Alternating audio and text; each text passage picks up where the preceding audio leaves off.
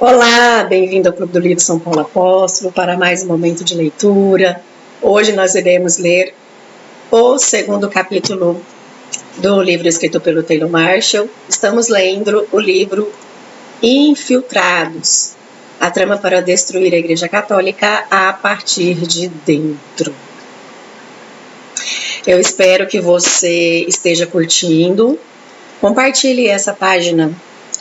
Dê acesso àqueles que não têm condições de comprar livros. No decorrer deste ano, depois que nós terminamos de ler o livro da Vida Intelectual, escrito pelo Padre Sertilanges, eu já li bastante, né? Livros espirituais, algumas coisas voltadas realmente para a meditação, e me deparei justamente com este livro, porque, como eu já lhe disse para vocês, eu faço parte no grupo no Telegram.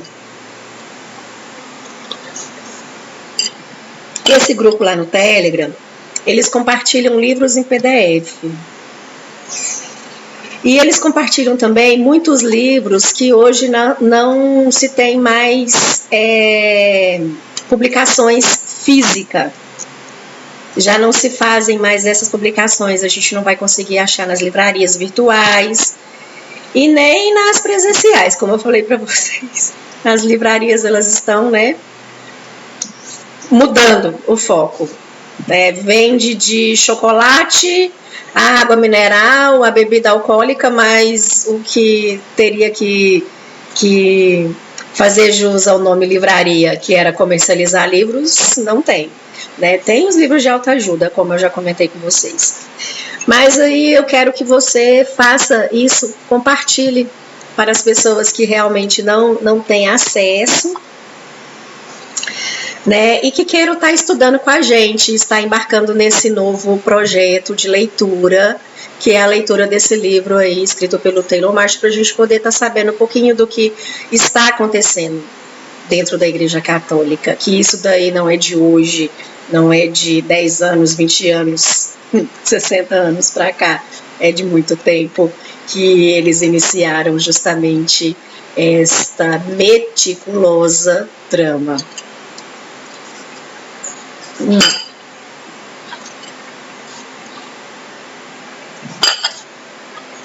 Bom, então nós vamos iniciar invocando a Santíssima Trindade e a oração da Virgem Imaculada para antes do estudo, para que Nossa Senhora nos conceda a graça de termos sabedoria. Em nome do Pai, do Filho e do Espírito Santo. Amém. Debaixo do vosso patrocínio, ó Mãe Diletíssima, e invocando o mistério da vossa Imaculada Conceição, quero prosseguir os meus estudos e trabalhos literários e protesto fazê-lo principalmente a fim de servir melhor para propagar a honra divina e o vosso culto.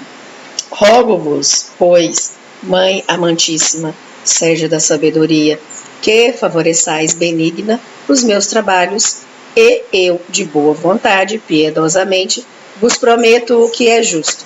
Todo o bem que provier dos meus estudos, hei de atribuir inteiramente a vossa intercessão diante de Deus. Amém. Do Pai, do Filho e do Espírito Santo. Amém. Bom,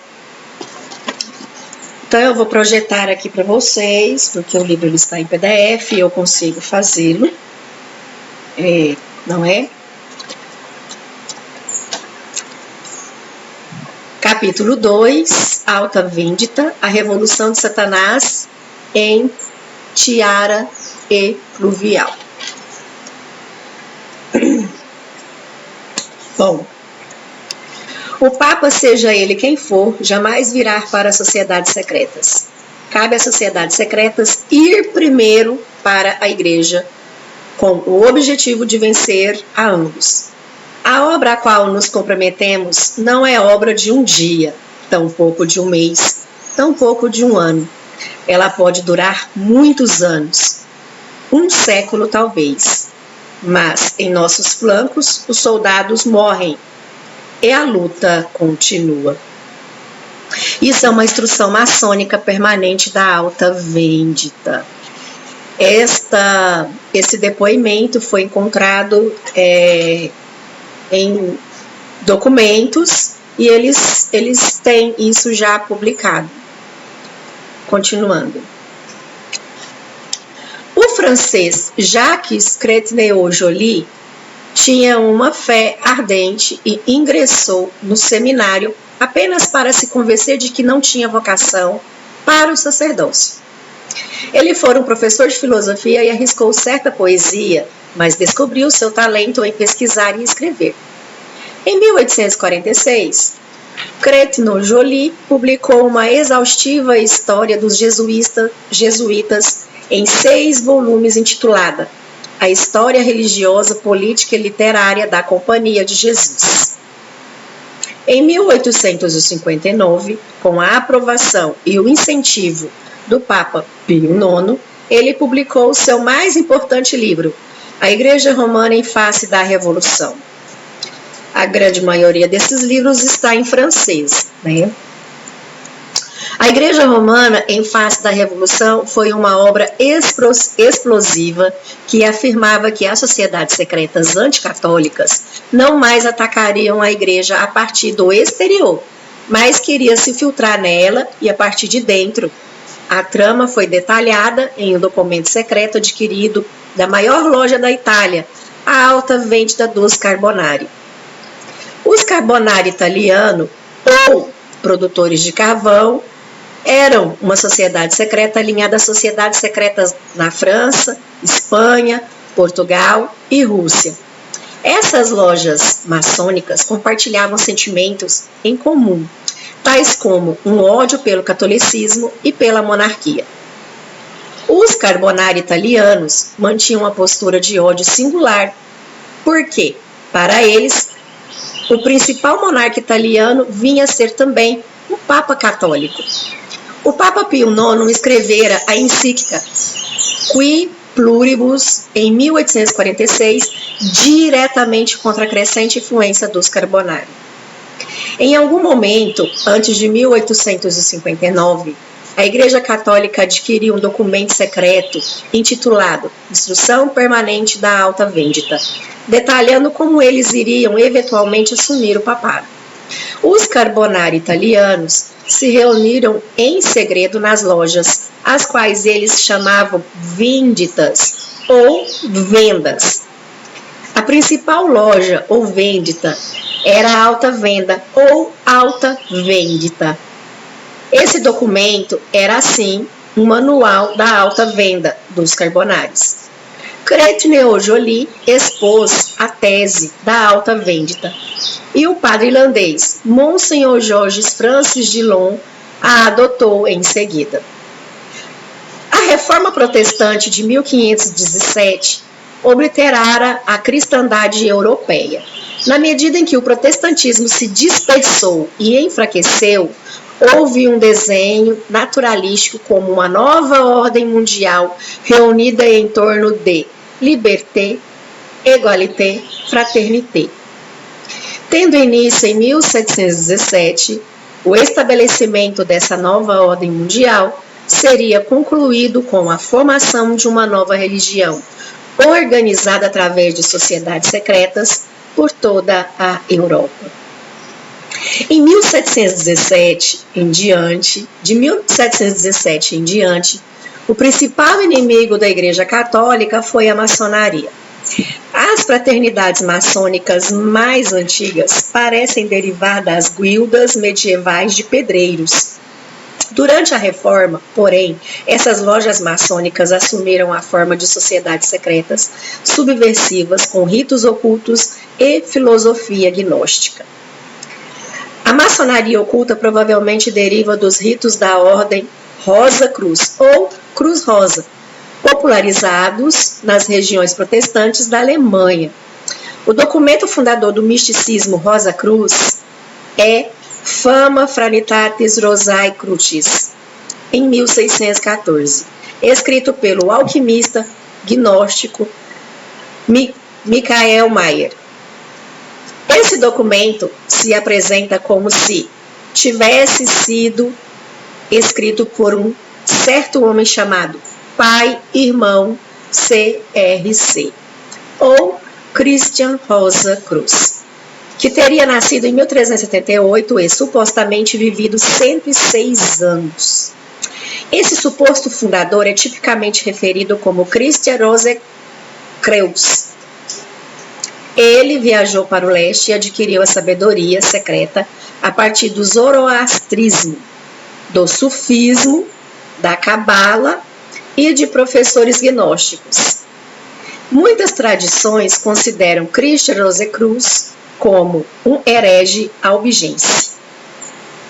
O núcleo da Ordem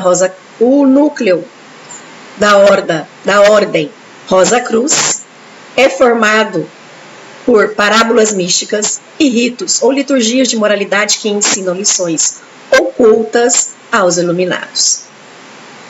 O mistério central é uma alquimia ou a crença de que se pode criar ouro a partir de substâncias menores. Essa é a heresia do naturalismo. Manipular a natureza para criar algo em cima da natureza. Da mesma forma como Satanás tentou transcender sua natureza a fim de se tornar Deus. Tendo a reforma de 1517 deixado um vácuo na Europa, a maçonaria organizou uma nova Igreja Católica Universal, instituída para unir os homens em naturalismo, racionalismo e irmandade universal. Nesse sentido, a estratégia da Ordem Rosa Cruz e da maçonaria consiste em dispor sociedades secretas para subverter a ordem católica, corrente em comutá-la por uma ordem iluminada, da qual todas as religiões são aproximações da verdade. Todas as religiões se tornam alegóricas e iguais. Tem alguma semelhança no que a gente vive hoje, né, em que muitos sacerdotes, eles, né, ou até mesmo eu já cheguei a falar isso, aquela igreja ali tá falando de Deus, entendeu? Então tá bom, tá tudo igual. Continuando. A Igreja Católica é a Vetus Ordos Seculorum, a velha ordem do mundo. A maçonaria é a Novus Ordo Seculorum, a nova ordem do mundo.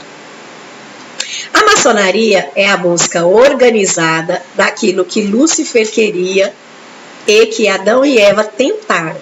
Trata-se da tentação da alquimia, transformar chumbo em ouro. Lúcifer, Adão e Eva buscaram transformar suas boas naturezas em naturezas divinas. De forma semelhante, os maçons negam a única encarnação de Jesus Cristo e rejeitam a ideia do pecado e a necessidade de Cristo de morrer e ressuscitar para a salvação humana. Consequentemente, não há graça, não há sacramentos e não há igreja. A natureza humana sozinha é suficiente para a felicidade da humanidade. Trata-se do erro teológico de que a natureza não é curada nem aperfeiçoada pela graça. Ao invés disso, a natureza é divina, a criação é divina e nós devemos procurar a iluminação oculta para ver a nova ordem mundial da natureza como divina. Previsivelmente, a maçonaria sempre prosperou onde o protestantismo fincou raízes antes. Escócia, presbiterianismo, Inglaterra, anglicanismo e Alemanha, luteranismo. São os centros tradicionais da maçonaria europeia. De forma semelhante, a América protestante também foi infectada pela maçonaria, especialmente no sul protestante dos Estados Unidos.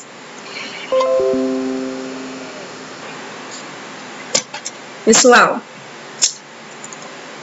eu sempre,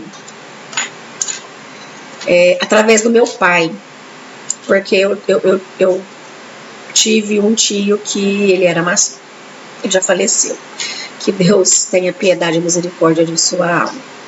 Mas eu fui criada com o meu pai, e o meu pai, ele iniciou a sua vida no seminário. Ele queria ser padre. Depois, por dificuldades, ele deixou o seminário e acabou conhecendo minha mãe casando. Mas o papai, ele sempre comentava que para ser maçom tem que ter uma religião. É a primeira coisa que eles falam. Você pode ser evangélico, você pode ser católico, você pode ser da macumba, você pode ser espírita, mas você tem que ter uma religião para ser maçom. E por que isso será, hein? Eu fico me perguntando, né? Para quê? Eu acho que vocês já devem ter uma resposta. Não precisa nem falar do porquê. E o papai falava isso, que era necessário ter uma religião, era necessário crer em Deus. E aí tudo isso, né, vocês podem ver que começou aonde estava o protestantismo. Eles infiltraram no protestantismo, naquelas regiões em que realmente a grande maioria era protestante. Traz alguma coisa de bastante semelhante, né, para as nossas vidas e o que a gente está vendo aqui agora, né, dessa pseudo-falácia de que Deus está em todos os lugares, que Ele é o único e que está falando de Deus, está tudo bem. E a maçonaria começou pregando isso, já partiu dela, a intenção era essa, até chegar no que nós vemos hoje, né, do Deus ter se encarnado na natureza, né, o Deus ter se encarnado na Amazônia. Eu já ouvi isso, gente, pasmo. Continuando.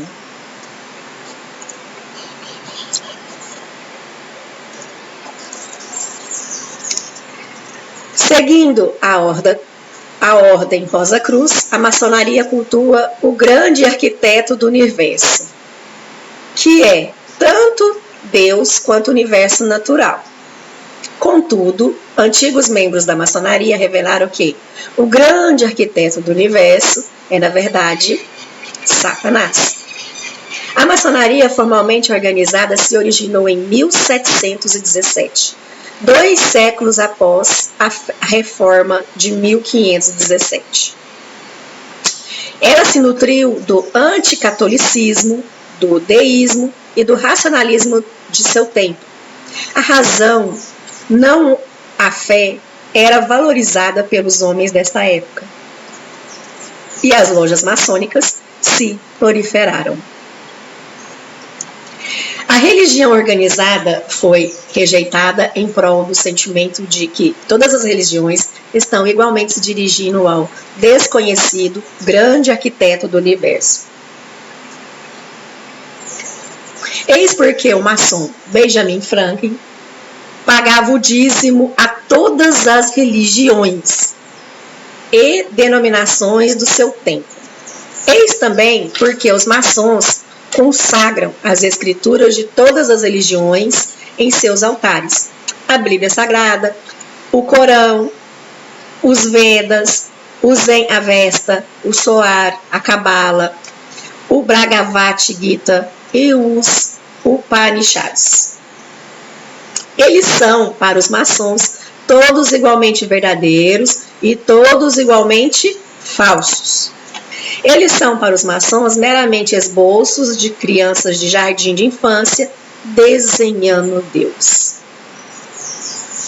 Uma vez que as religiões organizadas são igualmente aceitas, o modo do conhecimento divino é a razão, não a fé. O batismo, a pregação, a eucaristia, a liturgia ou o sacerdócio. E certamente não o papado. A humanidade não precisa de fé. Ela precisa mais de razão. Essa é a consequência da assertiva de Martim Lutero da autoridade religiosa a partir somente das escrituras. O solo escritura, né? Esse princípio fez de cada homem o juiz privado e final da doutrina teológica. A razão privada subjetiva entrou a socapa por essa porta dos fundos inconscientemente deixada aberta por Lutero. A Igreja Católica excomunga qualquer católico que tenha aderido à maçonaria. Porque ela é uma religião de todas as religiões. É aquilo que eu falei para vocês anteriormente, que o meu pai, ele sempre dizia que para ser maçom você tem que ter uma religião. Ou seja, todas as religiões têm o mesmo Deus. Embora seja uma sociedade secreta, ela não esconde o fato de que almeja uma nova ordem mundial, na qual todas as religiões são honradas e tratadas como igualmente verdadeiras. Em sua busca de igualdade, ela também deseja distribuição igual da propriedade humana. Agora que estabelecemos um contexto histórico e filosófico da maçonaria, podemos retornar à Alta Vendita e à nova estratégia dos Carbonari novocentistas, escrita sob o pseudônimo de Piccolo Tigre, ou Pequeno Tigre. A instrução permanente da Alta Vendita ousadamente detalha com precisão como o papado será persuadido pela filosofia e crenças maçônicas, e nunca é demais salientar seu princípio central. O Papa, seja ele quem for, jamais virá para as sociedades secretas. Cabe às sociedades secretas ir primeiro para a Igreja, com o objetivo de vencer a ambos. A obra a qual nos comprometemos não é obra de um dia, tampouco de um mês, tampouco de um ano. Ela pode durar muitos anos, um século talvez, mas em nossos flancos os soldados morrem e a luta continua. Aqui a Alta Vendita garante que seu projeto pode levar um século. O Pequeno Tigre então continua explicando como o papado será conquistado. Agora, a fim de garantir a nós um Papa de acordo com o nosso próprio coração, é necessário modelar para esse Papa uma geração digna do reino com o qual nós sonhamos. Deixe de lado os idosos e os de meia idade. Aproxime-se dos jovens e, se possível, até mesmo das crianças. O Pequeno Tigre explica como os jovens serão seduzidos ao longo do tempo através da corrupção das famílias, livros, poemas, colégios, ginásios, universidades e seminários. A seguir, o clero católico será seduzido e corrompido. A reputação de um bom católico e um bom patriota abrirá o caminho para as nossas doutrinas se introduzam nos corações do clero jovem e até mesmo nos fundos dos conventos. Em alguns poucos anos, o clero jovem terá, pela força dos acontecimentos, ocupado todos os ofícios. Eles governarão, administrarão e julgarão. Eles formarão o conselho dos soberanos. Eles serão convocados para escolher o pontífice que irá reinar. Tendo o jovem clero corrompido entrado para o cardinalato e eleito um papa, de acordo com o nosso próprio coração, muitos obstáculos permanecerão no caminho. E esse pontífice, como a maior parte dos seus contemporâneos, será necessariamente imbuído dos princípios italianos e humanitários que nós estamos prestes a pôr em circulação. É um pequeno grão de mostarda que nós enterramos na terra, mas o sol da justiça transformará-lo-á em um grande poder. E vereis um dia que rica colheita aquela pequena somente produzirá. No caminho que traçamos para nossos irmãos, há grandes obstáculos a conquistar, dificuldades de mais de um tipo para superar. Eles serão superados pela experiência e pela sabedoria. A seguir, o Pequeno Tigre se rejubila ante o desfecho de um papa maçom naturalista, reinando na Cátedra de São Pedro. O objetivo é tão belo que nós devemos necessariamente içar ao vento todas as velas a fim de concretizá-lo. Se quiserdes revolucionar a Itália, olhai o Papa cujo perfil acabamos de descrever. Quereis estabelecer um reino dos eleitos no trono da prostituta da Babilônia? Que o clero marche sobre o vosso estandarte enquanto acreditam, ingenuamente, que estão marchando sobre o estandarte das chaves apostólicas. Quereis exterminar o último vestígio dos tiranos e opressores? Lançai vossas redes como Simão Barjona. Lançai-as profundamente na sacristia, nos seminários e nos mosteiros, ao invés de no fundo do mar. E se não vos apressardes, vos prometermos uma pescaria mais milagrosa do que essa. O pescador de peixe se tornou um pescador de homens. Vós também pescareis alguns amigos e os conduzireis aos pés da Sé Apostólica. Vós tereis pregado a revolução em tiara e pluvial, precedida pela cruz e pelo estandarte. Uma revolução que necessitará tão somente de uma pequena ajuda para incendiar as regiões do mundo. O plano do pequeno tigre não inclui panfletos, armas, derramamento de sangue ou mesmo eleições políticas. Ele requer uma infiltração passo a passo. Primeiro entre os jovens, depois no clero, e então, à medida que o tempo passar, entre aqueles dentre os jovens e o clero que se tornarem cardeais, e então o Papa. É um plano bem astuto, né? Porque o que eles conseguiram realmente fazer?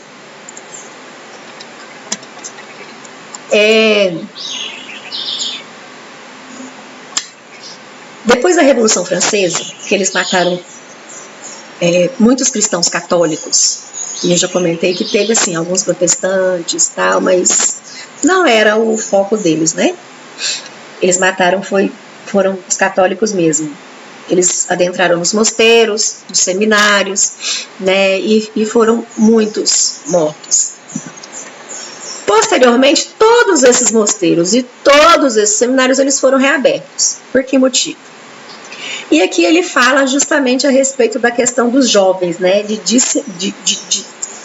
disseminar tais ideias nos jovens.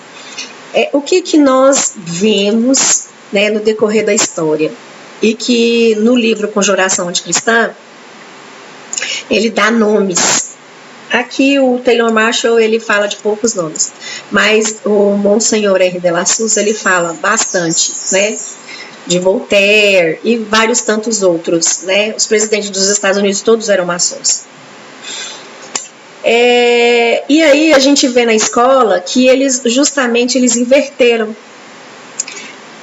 né? Eles já pegaram a escola e colocaram de responsabilidade do Estado, porque até então, nesse período, a escola era de responsabilidade da igreja. Então, a igreja ela conseguia fazer a catequese e ela conseguia realmente ensinar. E aí eles colocaram a palavra educação, já mudou isso, né? E eles já começaram a disseminar isso daí. Eles mudam a história. Eles colocam, eles invertem. O que é certo vira errado, o que é errado vira certo.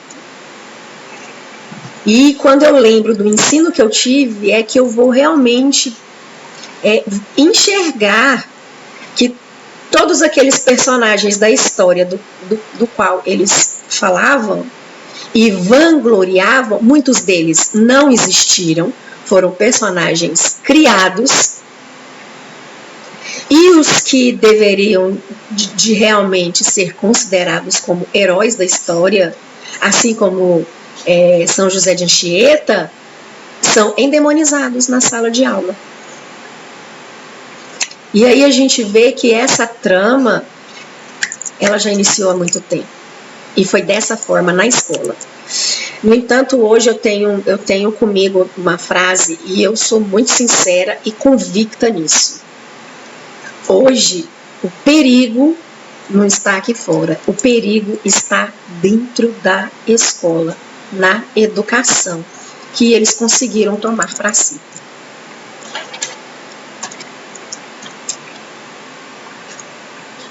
Continuando.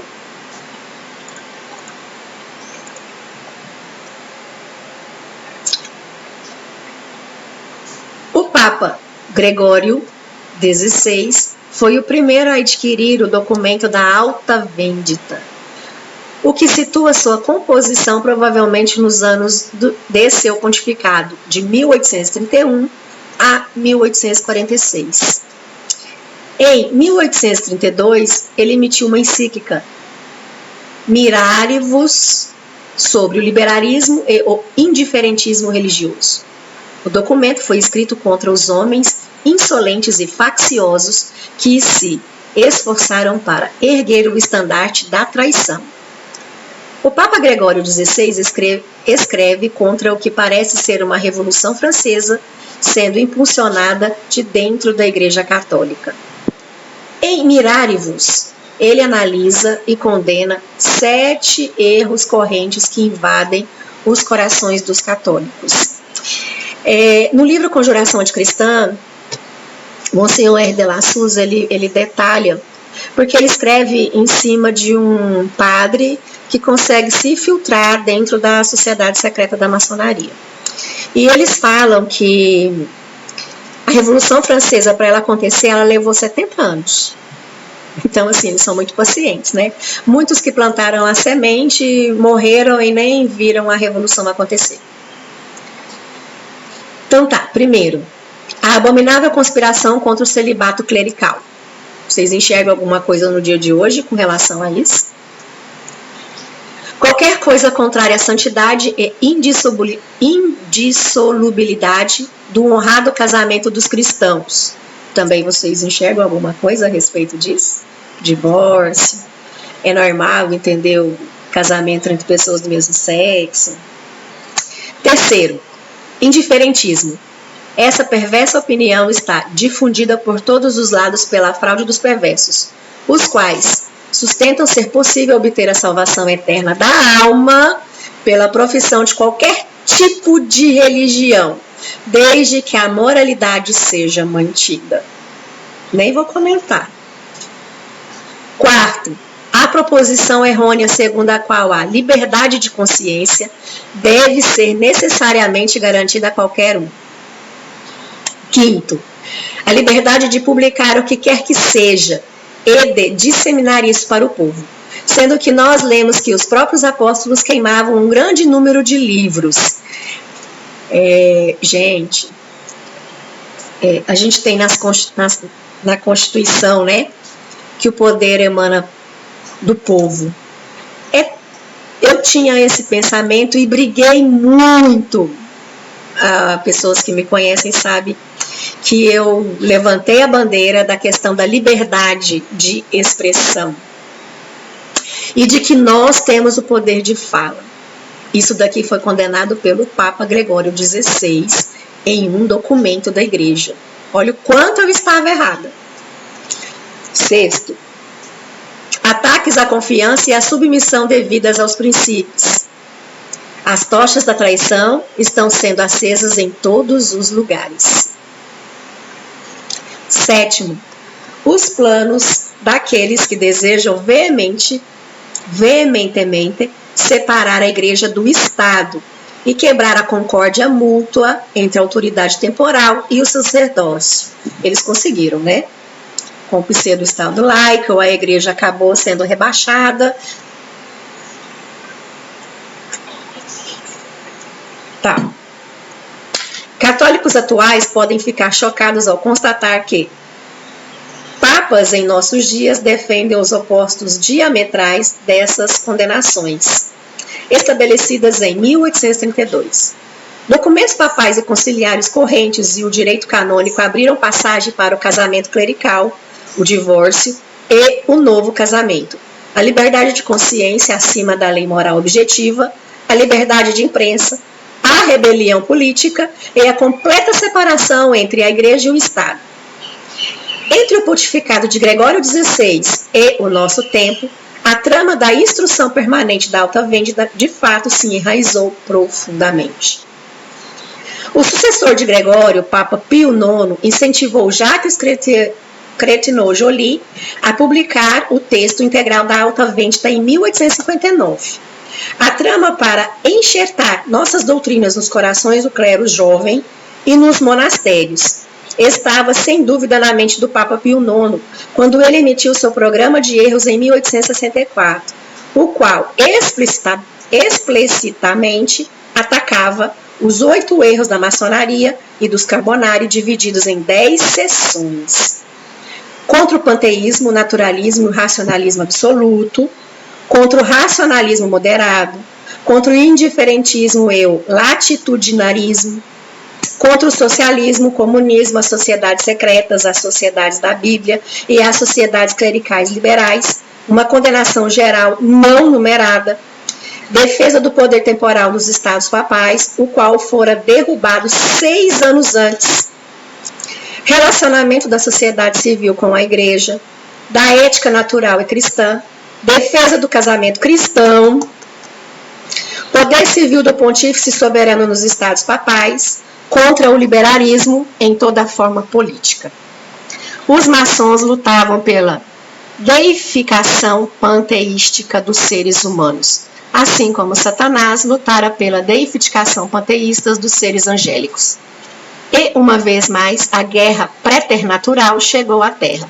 Em alguns poucos anos apenas, os maçons concluíram a derrubada da independência política do papado e o Papa Leão XIII iria ver misticamente demônios se reunirem em Roma. Encerramos aqui mais esse momento de leitura. Eu espero que vocês consigam meditar e continuemos rezando pela igreja. Em nome do Padre, do Filho e do Espírito Santo. Amém. Ave Maria, gratia plena Dominus tecum, benedicta tu in mulieribus, et benedictus fructus ventris tui, Iesus.